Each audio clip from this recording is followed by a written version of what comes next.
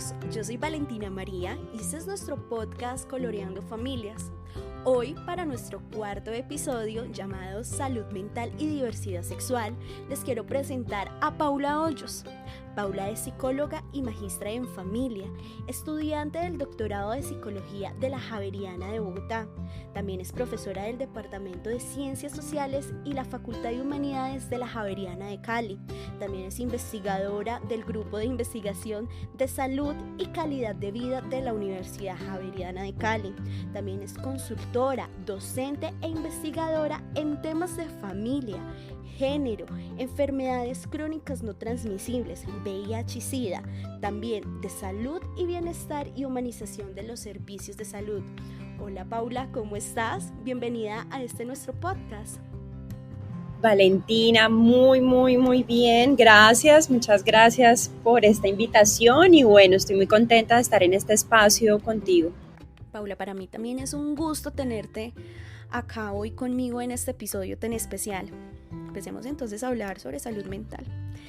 Estudios internacionales indican que adolescentes y jóvenes LGBT presentan mayor riesgo de cometer suicidio que jóvenes heterosexuales.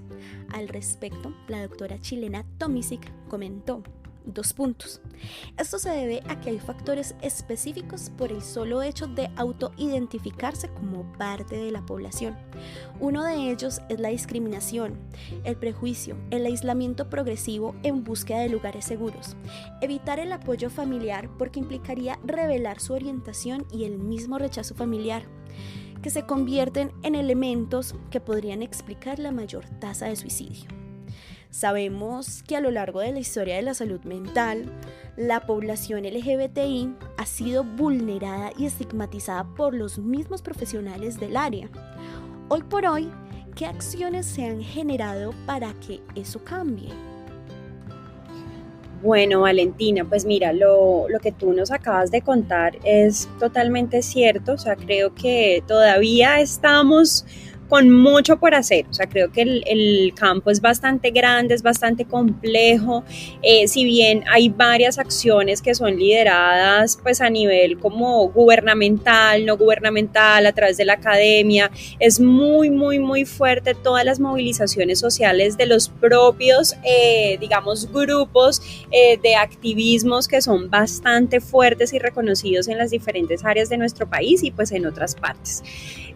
Creo que se está logrando cada vez más visibilizar esas diferentes inequidades a las cuales se exponen las personas con diversidades e incluso pues el concepto de diversidad pues nos aplica a cada ser humano, o sea, diversidad es para aquella persona que existe y asimismo pues va a haber la diversidad desde géneros o en diferentes pues áreas y dimensiones de la vida.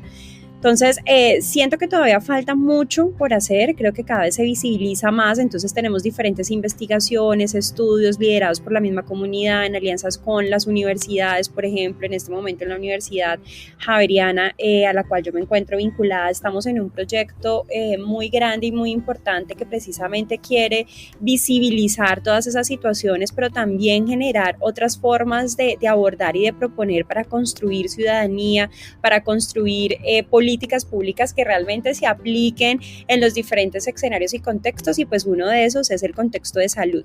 Recientemente, si bien es un tema que siempre ha existido, de manera particular en estos últimos años se ha visibilizado mucho más esas necesidades. Entonces cuando se habla del tema, se abre esa puerta de reconocimiento de que está eso allí, pues creo que se pueden empezar a gestionar muchas acciones.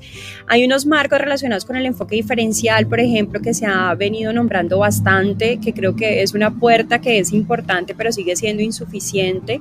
Hoy por hoy hablamos de servicios afirmativos, pero no se cuentan con muchos servicios afirmativos y no están en todas las ciudades. Entonces, bueno, por eso te digo, creo que se están haciendo muchas cosas desde las políticas públicas, desde los activismos, organizaciones, fundaciones, ONGs que son muy importantes, incluso pues a nivel gubernamental y desde otros sectores, pero aún nos falta mucho, nos faltan más programas, que lo que existe se pueda ya como operacionalizar y concretar en acciones que realmente contribuyan a mejorar el bienestar y la salud de las personas. Esto que mencionas es muy importante, Paula, precisamente desde aquí, desde Fundación Polari, es nuestro afán visibilizar estas necesidades. Nosotros en la Fundación contamos con canales de ayuda para la salud mental de la población LGBTI.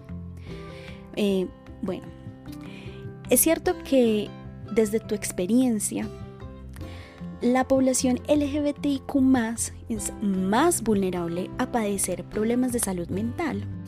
Bueno, esa pregunta es, digamos, compleja en la forma en que se plantea, en la medida en que, y hago como un abrebocas, y es lo que voy a decir, no quiero que se interprete de ninguna manera que por el hecho de tener una orientación sexual, voy a hablar desde esos marcos no heteronormativos o de esos marcos no hegemónicos que son como los dominantes en nuestra sociedad, entonces por eso se puede generar o desencadenar una situación de salud mental negativa o algún trastorno. O sea, realmente no corresponde directamente con esa identidad, ya sea de género u orientación sexual.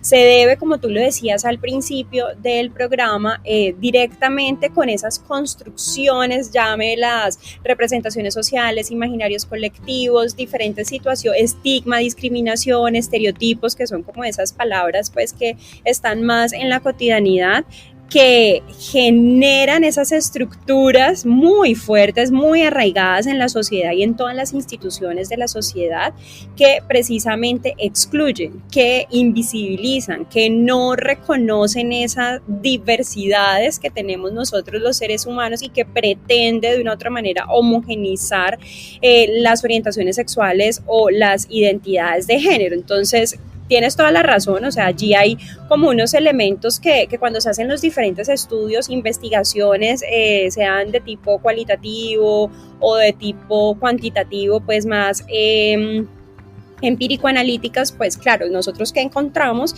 y es que las personas de lo que se ha denominado o como aparecen en muchas publicaciones, comunidades LGBTIQ, pues presentan peores indicadores. ¿Y cuáles son esos indicadores? Como para darte un ejemplo, y es que tienen una satisfacción con la vida significativamente menor en comparación con otras personas que tienen una orientación sexual, por ejemplo, heterosexual o con personas cisgénero, tienen capacidades básicas no satisfechas, percepción de soledad, hay más sentimientos de culpa y de vergüenza, hay una baja percepción de apoyo social, hay mayores indicadores de estrés, depresión, ansiedad, de autolesiones, de consumo de sustancias psicoactivas, pensamientos suicidas, como por nombrar algunas de esas situaciones, e incluso, como también lo planteabas al inicio, pues los servicios de salud a los cuales acceden no cuentan con una atención humanizada, no hay una atención integral en muchos de los casos, o afirmativa o que sea afirmativa pues de esas identidades y diversidades.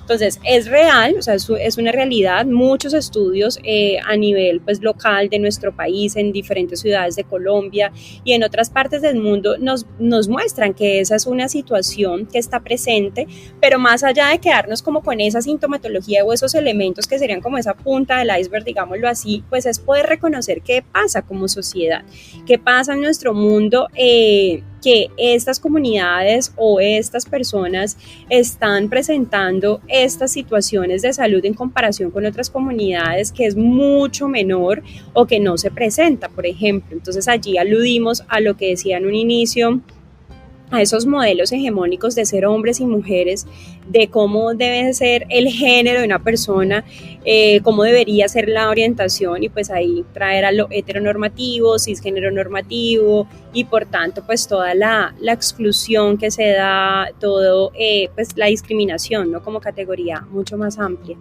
Claro, es que esto lo vivenciamos siempre, ¿no?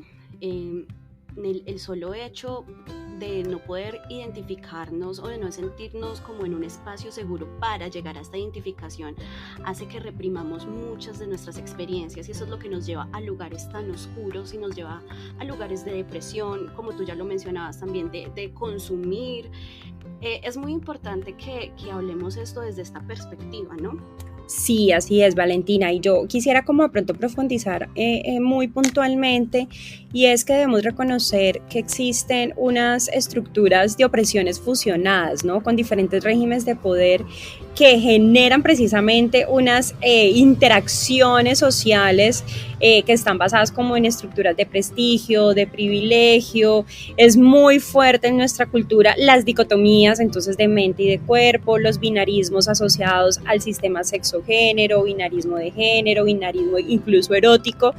Y quiero hacer como énfasis en esto, y es que pues todas las personas tenemos una sexualidad diferente, o sea, somos miembros de una comunidad, de una sociedad, de un mundo que realmente es diverso en sí mismo, y la sexualidad de cada persona pues es diversa, es amplia, es compleja.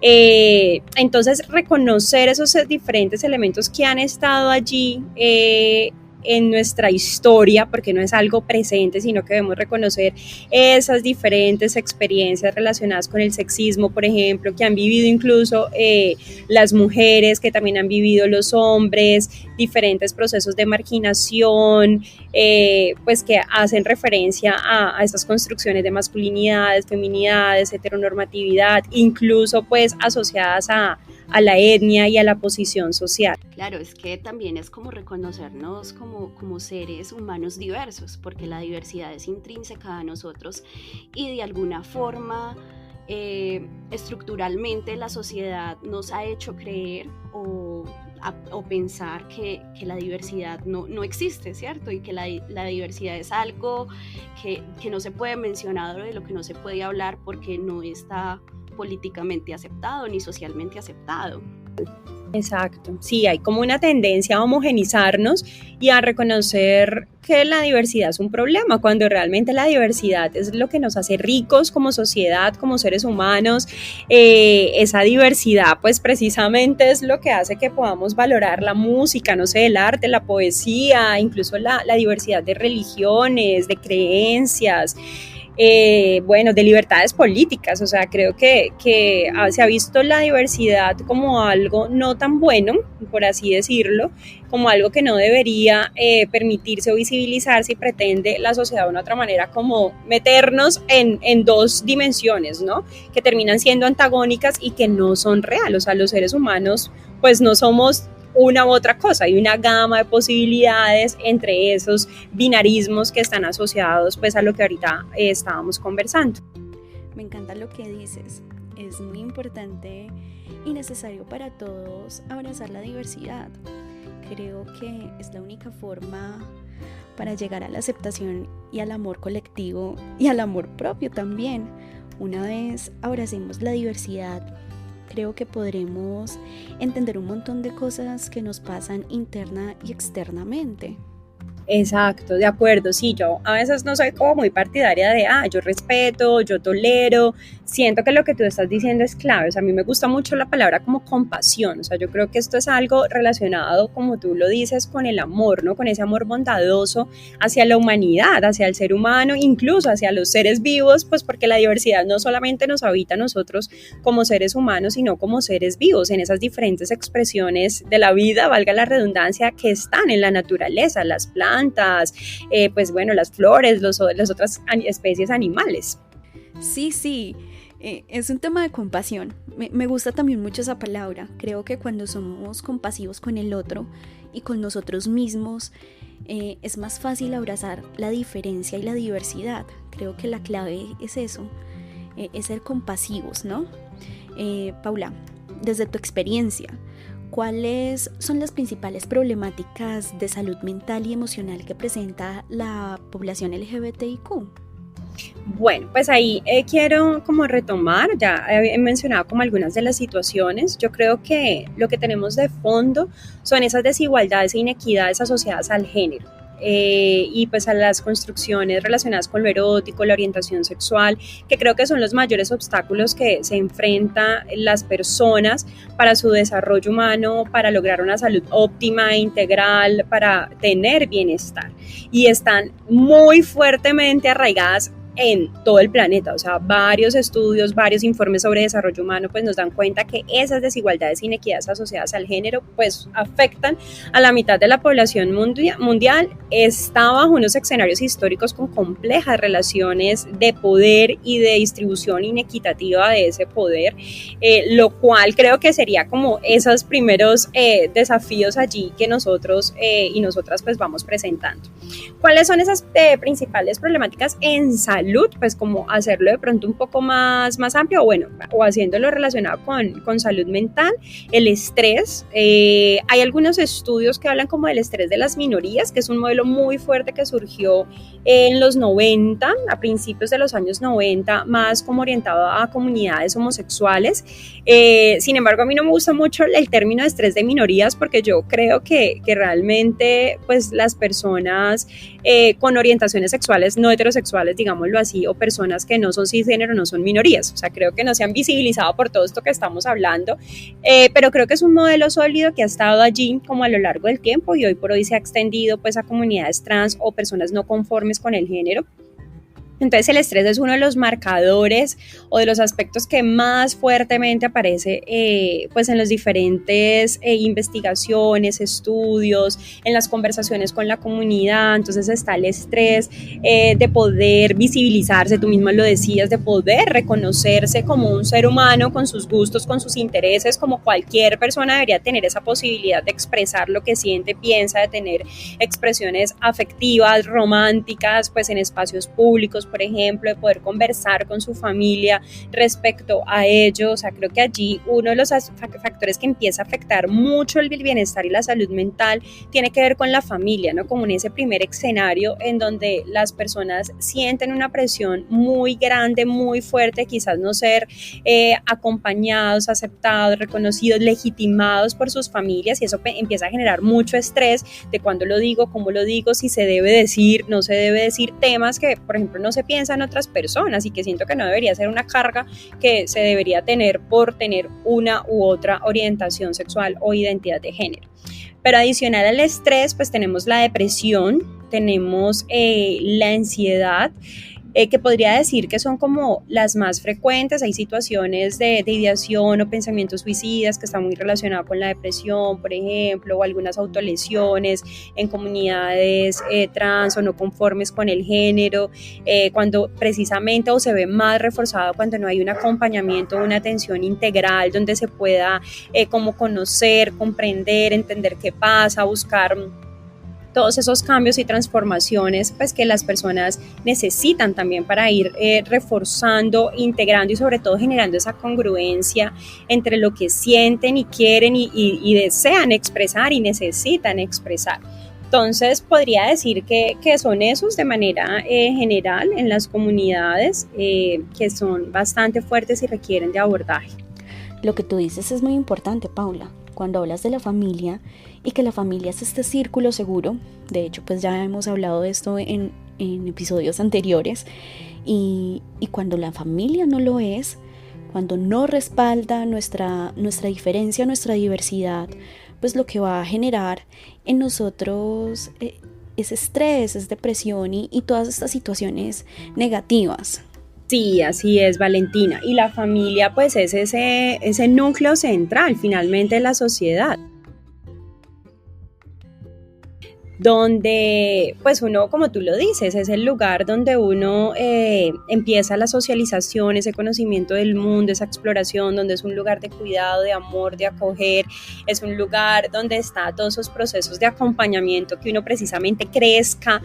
Y la familia tiene ese reto. Yo quisiera plantearlo de pronto más como un reto que tenemos las familias de poder acoger esa diversidad desde el amor, desde la compasión, porque también pues recuerda, las familias es una institución social más y por tanto pues ha incorporado, introyectado todos esos imaginarios colectivos y tiende a reproducirlos sin pensárselos o sin deconstruirlos. Entonces también creo que es un proceso, ¿no? Para las familias, para las personas, para las comunidades, el poder acoger esa diversidad y legitimarla y darle un lugar, una voz importante para que se empiece a ver que es algo que nos compete a todos.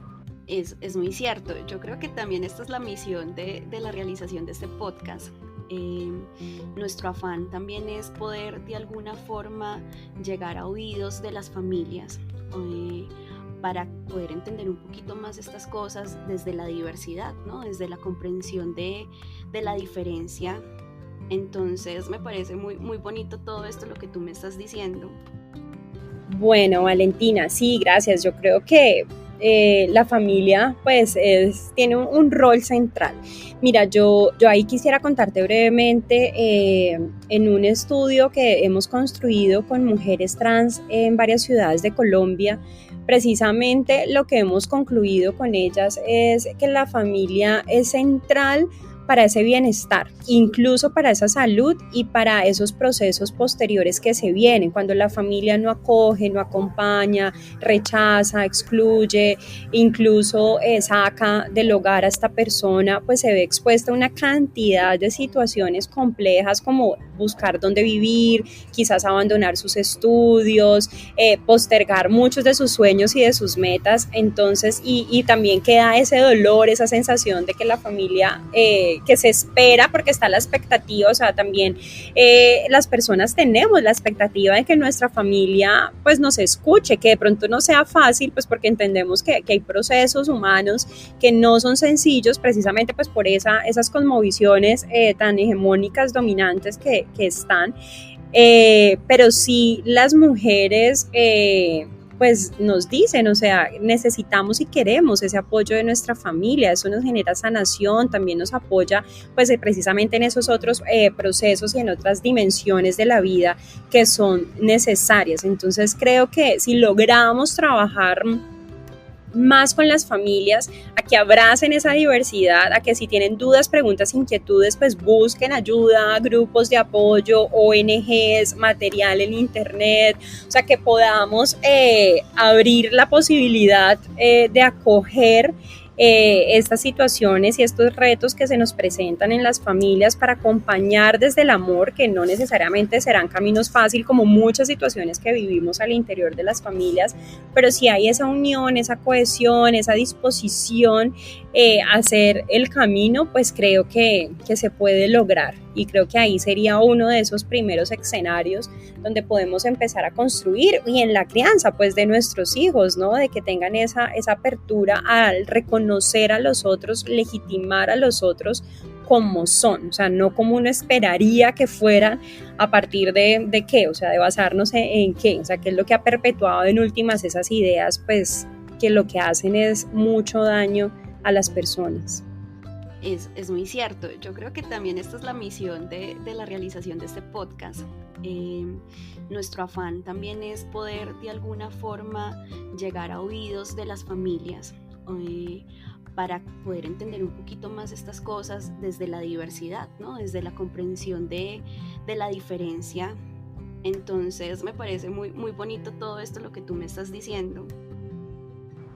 Maravilloso, Valentina, o sea, creo que estos espacios son necesarios, pues como profesora que soy, pues creo que es esencial, o sea, hablar del tema, como te decía en un inicio, hay que hablar sobre ello porque muchas veces no se habla, o si se habla como a escondidas o por los laditos o de manera superficial, o no se habla como es, con las palabras que se deberían utilizar. Entonces creo que eso es un plano inicial, que conversemos sobre esto, que se promuevan más conversaciones al respecto, porque creo que ahí pues podemos ir logrando un terreno bastante importante y necesario. Educarnos en esto, conocer, comprender, miremos qué más hay en la literatura, escuchemos a las personas, las entrevistas, los programas.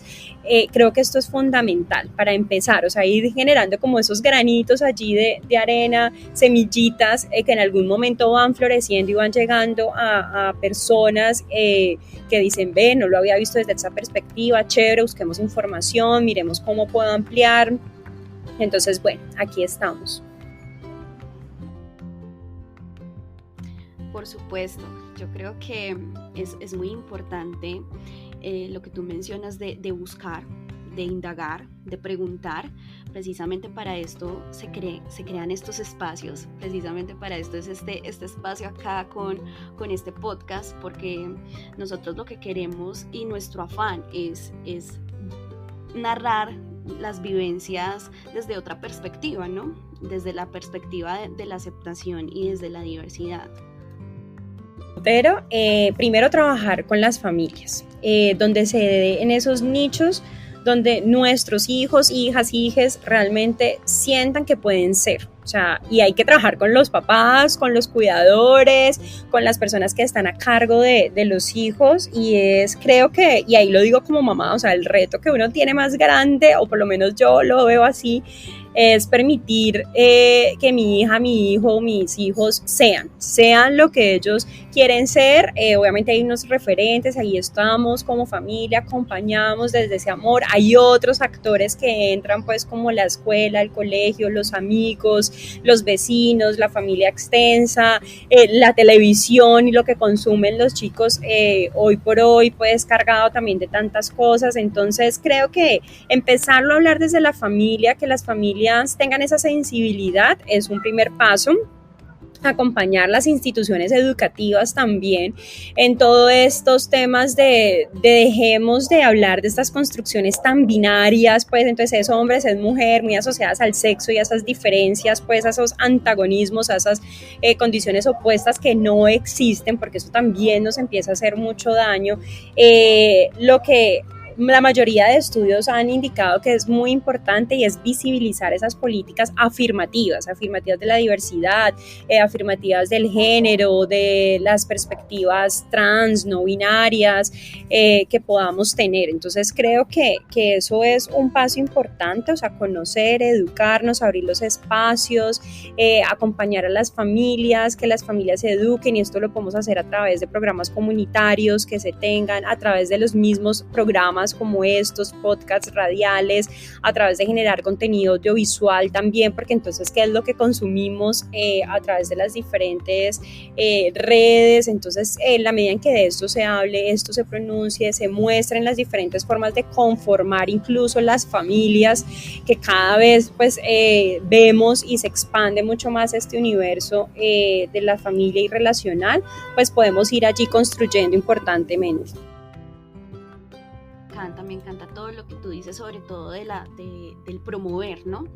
Entonces, ¿cómo crees tú que se puede promover el ejercicio de prevención y promoción de salud mental dentro de la población LGBTIQ?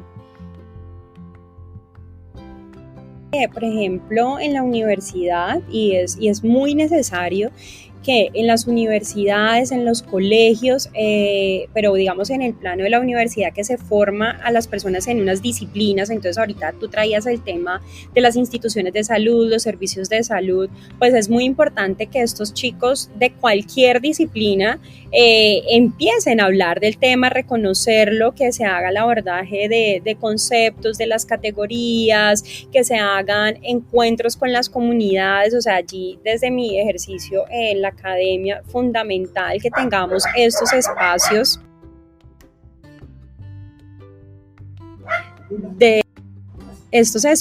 de diálogo, de saberes, estos espacios colaborativos, participativos, en donde estemos conversando las diferentes personas. Estos son enfoques transdisciplinarios, o sea, la importancia de sentarnos con las comunidades, con las mujeres trans, con los hombres trans, con las personas no conformes con el género, desde las diferentes expresiones e identidades, a construir comunidad, a construir espacios. Creo que nos falta eso. A veces estamos un poquito como islas, entonces por allá está la universidad, por allá los colegios, por acá las ONGs. Entonces creo que empezar a fortalecer esos puentes, esos trabajos entre las diferentes instituciones, pero de verdad de manera colaborativa, tejiendo pues cada uno allí una parte de esto, construyendo esa colcha grande para que todos podamos estar y caber, es muy, muy, muy importante. O sea, creo que esa segregación y esas separaciones pues nos han hecho mucho daño.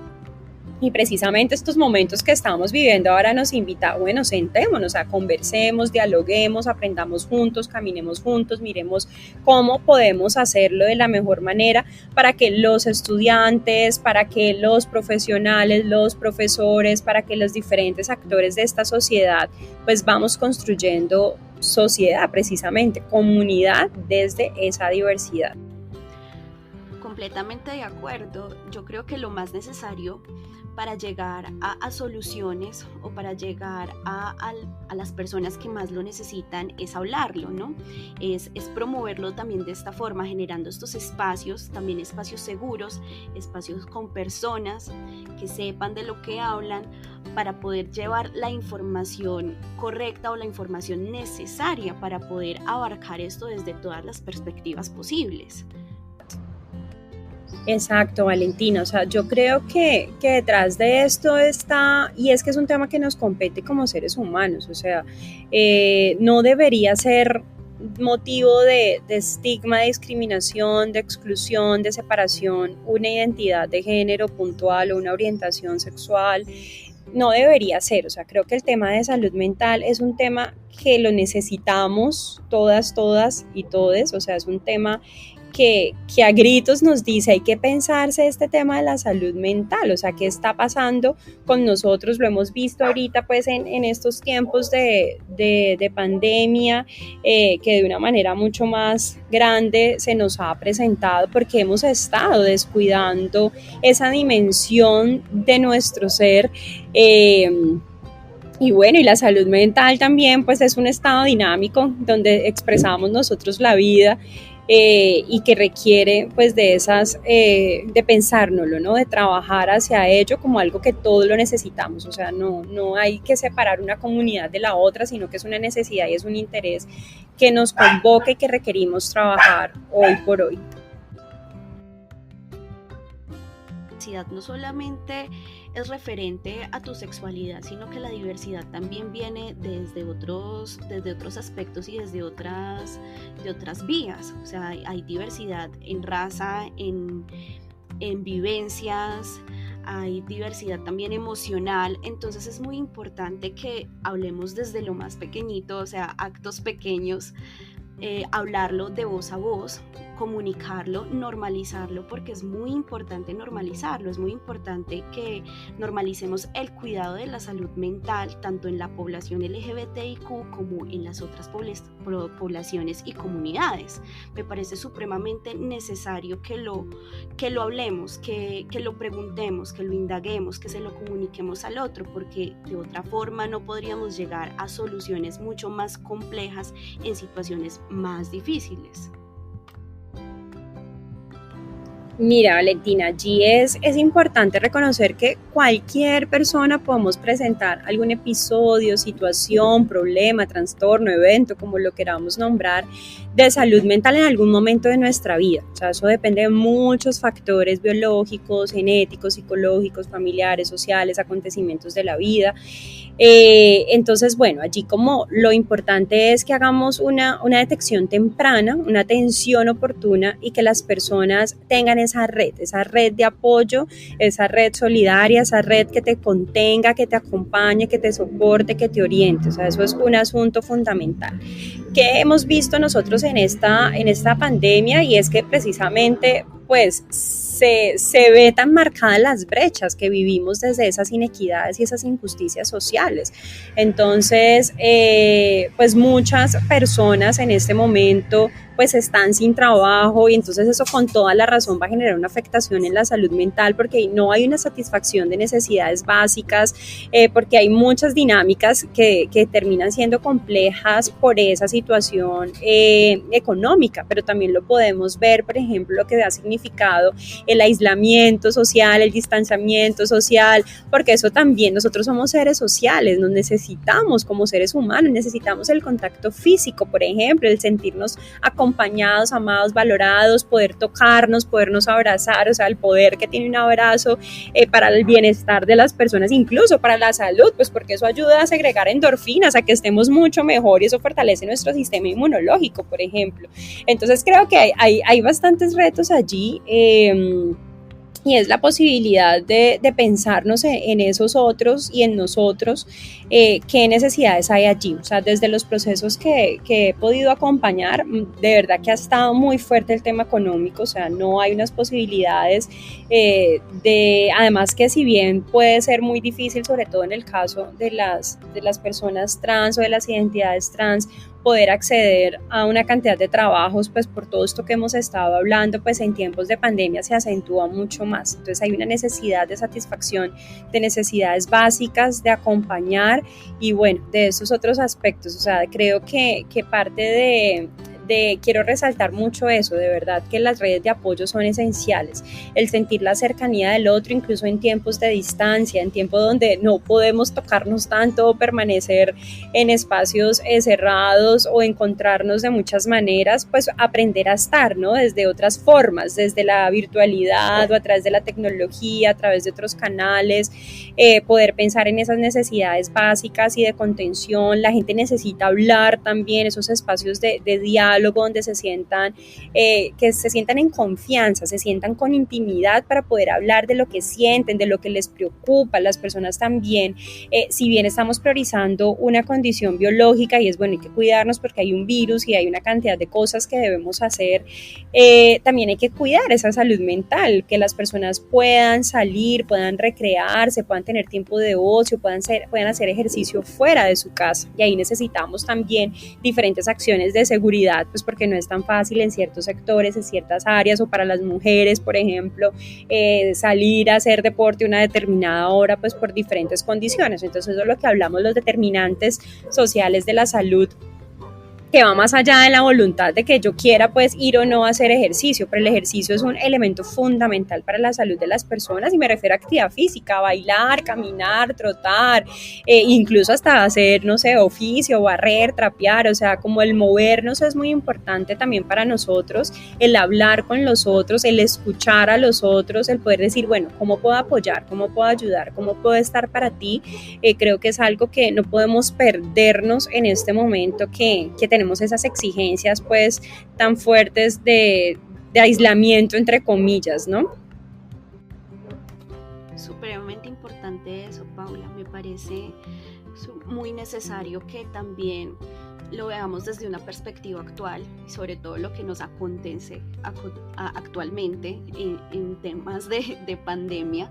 Esto ha sido supremamente difícil y yo creo que a todos, a todas y a todos nos ha afectado demasiado. Entonces, ¿cuál es la necesidad o bueno, cuál es lo pronto para atender la salud mental en medio de las crisis, en medio de todo lo que nos sucede, en todo lo que nos acontece? Empezando pues como a reconocernos desde la diversidad y a pensarnos a reconocer desde lo diferencial, y que pues todo lo que nos pasa a todos es individual y para todos es completamente diferente. Pues mira, lo más importante allí primero es reconocer que necesitamos apoyo. O sea, creo que ese es el primer paso, hacer conciencia de ello.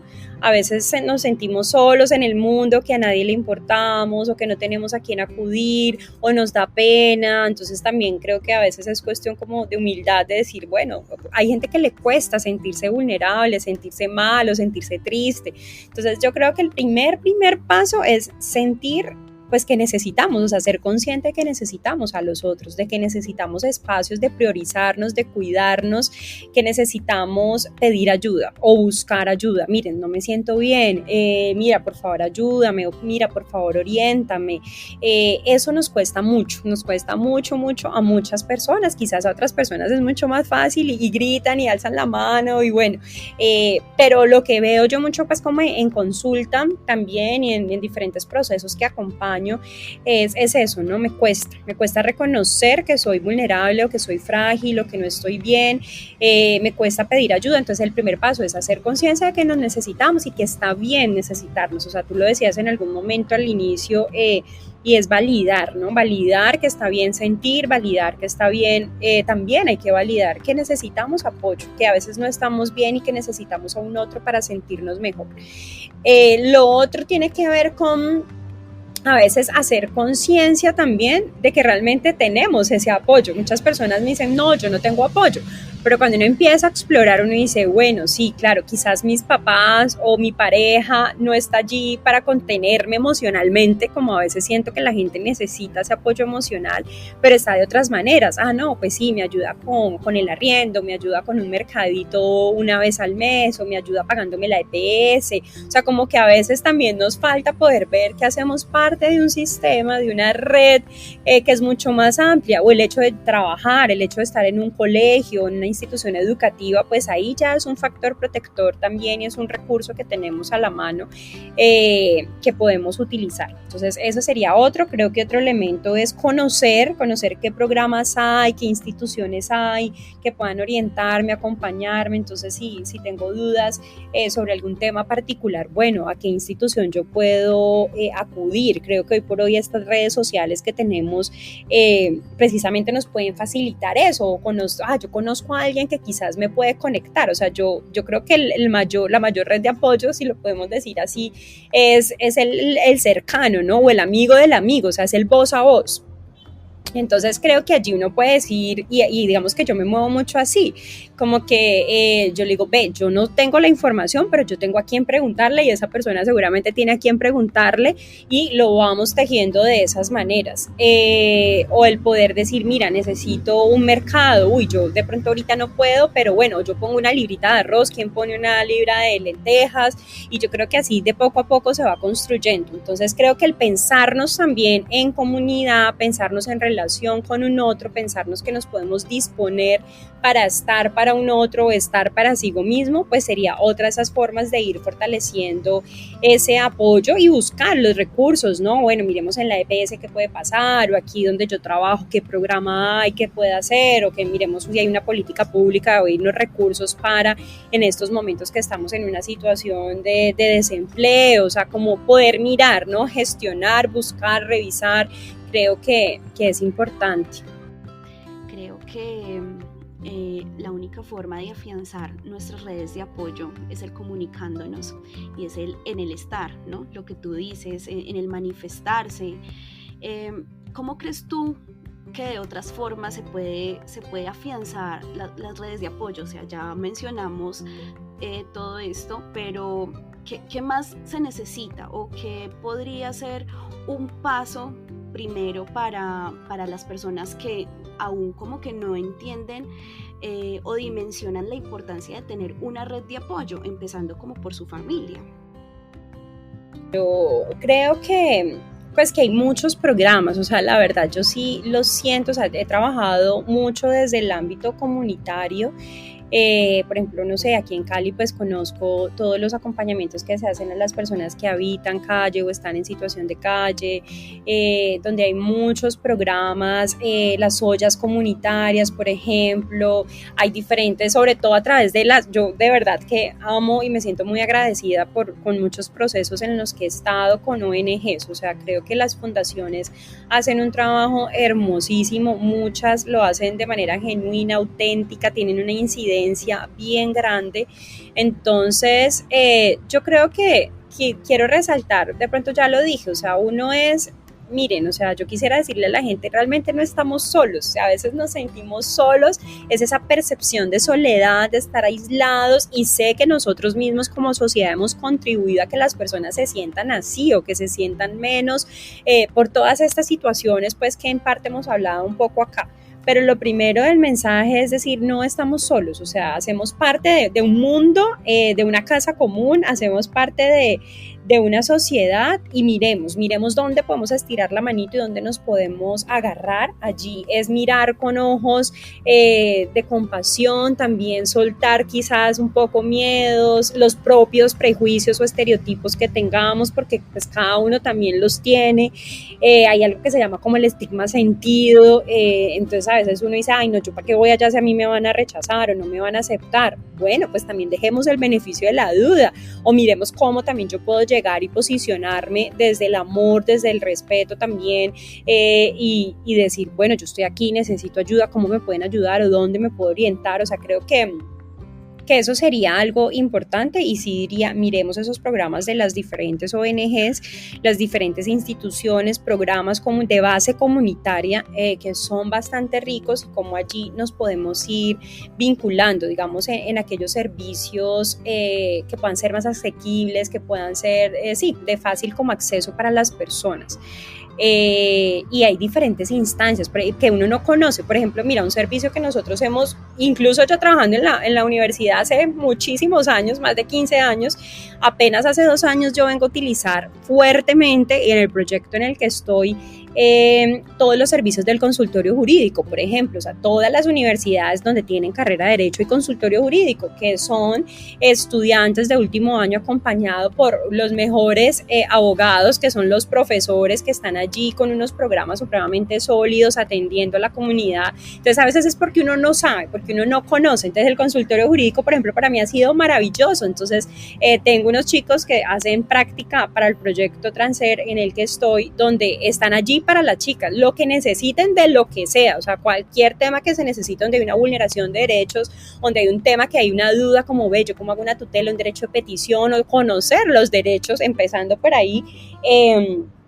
El consultorio jurídico nos ha ayudado de una manera impresionante y no cuesta, es un servicio gratuito a la comunidad y hay muchas instituciones y muchos servicios de este tipo, o sea, los comedores o las ollas comunitarias, no sé cómo le digan ustedes, los bancos de alimentos, digamos que así se llaman aquí en Cali, que sé que existen en varias ciudades, eso está allí, sino que uno a veces no lo conoce.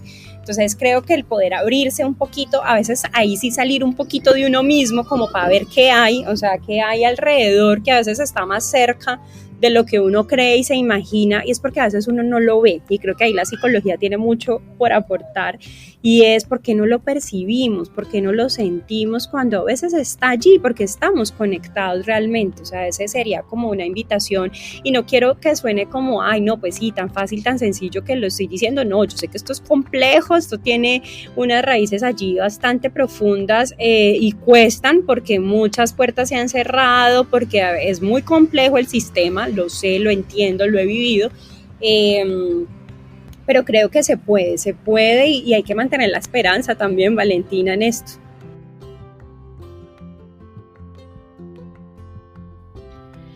Paula, ¿tú qué le dirías a alguien que aún esto no lo puede reconocer o no es capaz de reconocerlo, o que no cuenta con las redes de apoyo necesarias, o que simplemente no encuentra en su entorno la facilidad de buscar estas ayudas? Porque pues si bien lo que tú mencionas, tenemos entidades o tenemos ONG que nos pueden ayudar con estas cosas, hay muchas personas que no pueden acceder a este tipo de ayudas.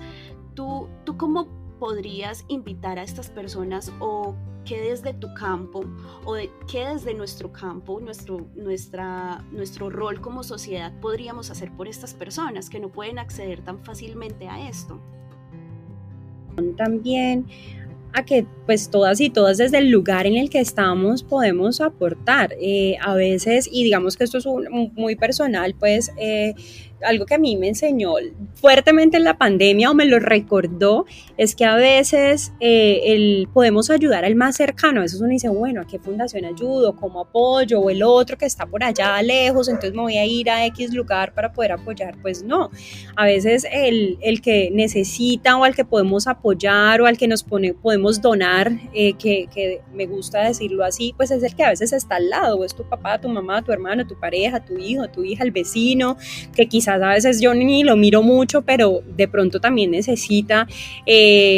Cómo podemos estar, o sea, cómo nos podemos disponer. Incluso a veces el que necesita o la que necesita, pues somos nosotros mismos, ¿no? O sea, mirar para adentro, mirarnos a nosotros mismos. Entonces creo que eso es importante, ¿no? Ser conscientes de también disponernos, porque a veces vivimos en esas burbujitas o muy encerrados. Entonces es bueno disponerme cómo puedo estar. Nosotras, digamos que ahorita en esta situación que hemos estado viviendo en estas últimas semanas, hemos creado grupos con diferentes estudiantes, profesores, amigos, personas de los diferentes proyectos de la universidad de los que hago parte, y es, miren, yo conseguí en tal lado huevos, tengo huevos, puedo compartir, tengo arroz, logré conseguir esto, o sea, ¿quién más? ¿Quién necesita? Yo te puedo dar de lo que conseguí. No, que yo conseguí, una compañera decía, yo conseguí pollo, y yo, bueno, yo conseguí huevos, entonces yo compro los huevos y te los cambio por pollo. O sea, creo que volver a esas cosas que ya también habíamos funcionado en algún momento de la historia como sociedad, el trueque, el intercambio, creo que eso de la economía solidaria, todos estos elementos terminan siendo muy importantes, o por lo menos para mí, terminan siendo en este momento bastante significativos, y creo que pueden ser bastante transformadores. Porque todos, o sea, Valentina, todos tenemos para dar, o sea, ahí también como que lo digo explícitamente, ¿no? O sea, lo que hay detrás de lo que acabo de decir es que todos podemos dar desde el lugar en el que estemos, o sea, darnos a nosotros mismos. A veces es una mirada, una caricia, un abrazo, un saludo, un etcétera, etcétera. O sea, todos podemos dar desde el lugar en el que estamos, todos podemos aportar, todos podemos construir, y es que nos dispongamos entonces cómo lo queremos hacer. Es muy importante nuestro rol colectivo, ¿no? Es muy importante que creemos y fomentemos redes de apoyo con conciencia y con el otro para trabajar desde nuestro interior y con nuestro entorno.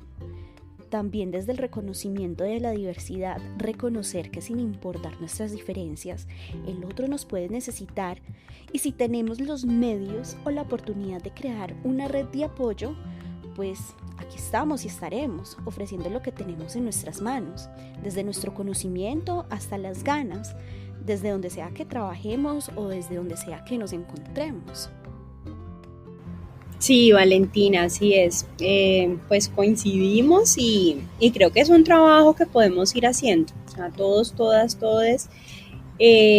Y hay que hacerlo, o sea, hay que empezarlo a hacer. Yo ahí soy bastante orientada a la acción, soy como muy proactiva, entonces es bueno, ¿qué podemos hacer y cuándo lo podemos hacer? Porque una cosa es la conciencia, que he hablado de ello, pero ya hay que llegar a la acción, o sea, la acción, y es bueno, ¿cómo nos disponemos? ¿Qué hacemos en concreto? ¿Cuándo? ¿Cómo? ¿Con quién? Hacerlo, o sea, también hay que hacerlo, hay que gestionarlo, movilizarlo.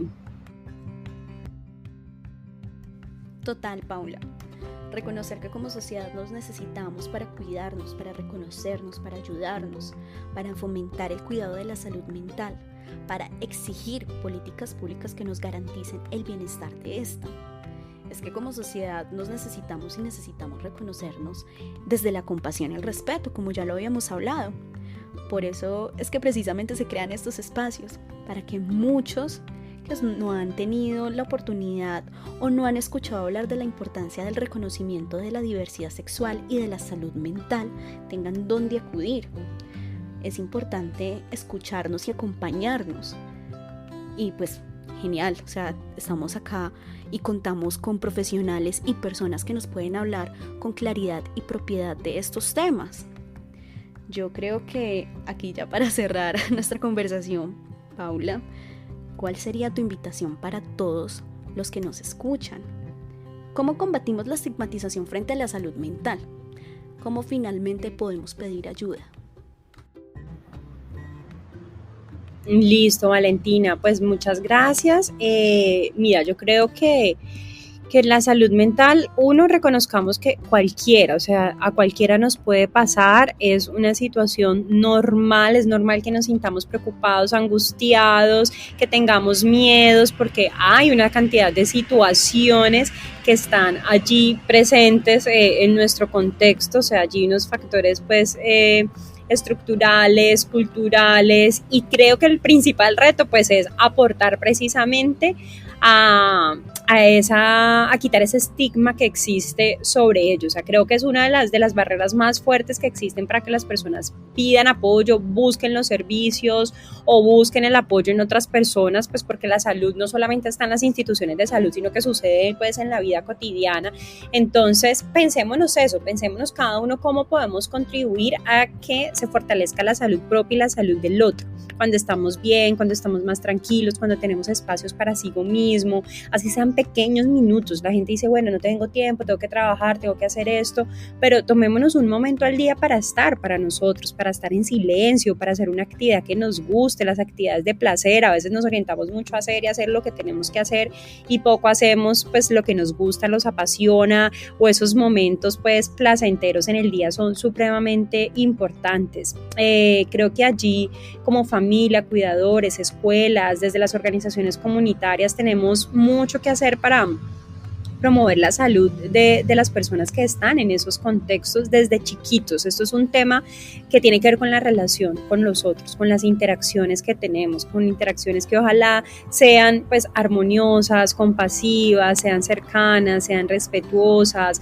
que estén centradas en promover la autonomía, en legitimar y reconocer, aceptar precisamente esas diversidades que nosotros representamos, también el fortalecimiento de la autoestima, autoimagen, autoconcepto, el permitirnos ser. O sea, creo que eso son aspectos que son bastante importantes y que empiezan a ir estructurando nuestra autoestima, permitirnos expresar, que los niños y niñas pues cuando somos chiquitos podamos expresar lo que queremos, lo que sentimos, podamos tomar decisiones. A veces se creen que los niños, por el hecho de ser niños, entonces no tienen esa capacidad de elegir o no saben lo que están diciendo, y es totalmente erróneo. O sea, creo que ahí ya sería bueno hacer como otro programa para ampliar o profundizar como esos elementos.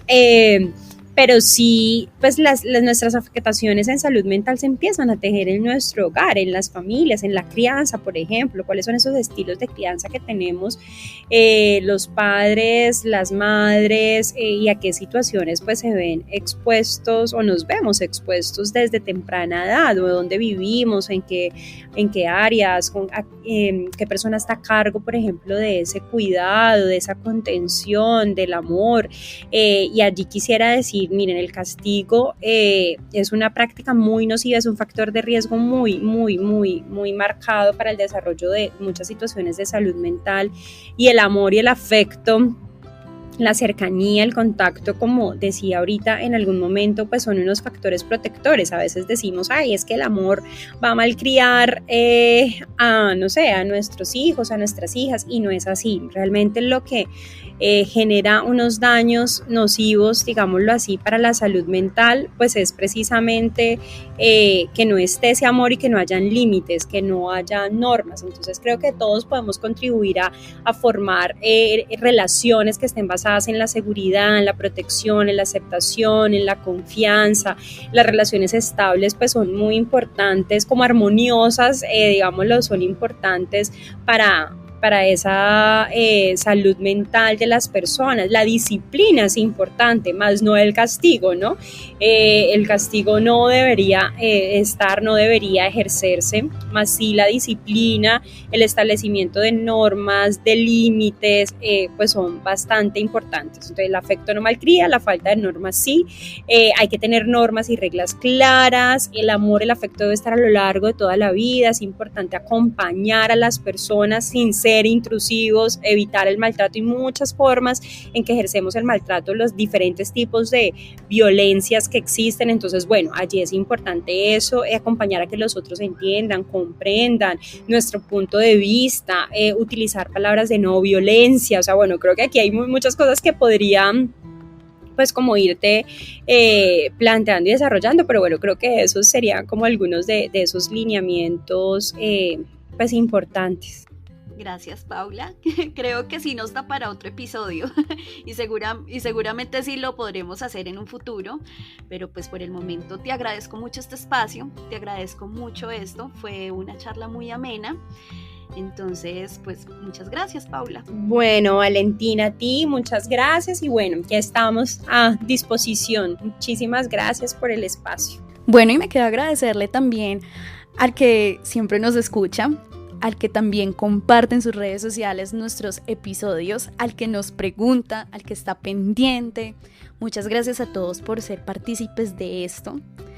Ustedes bien lo saben, esto se da gracias al apoyo de Fondo Lunaria y con el afán y la necesidad que tenemos para narrar las vivencias de las familias diversas. Mi nombre es Valentina María y esto fue Salud Mental y Diversidad Sexual.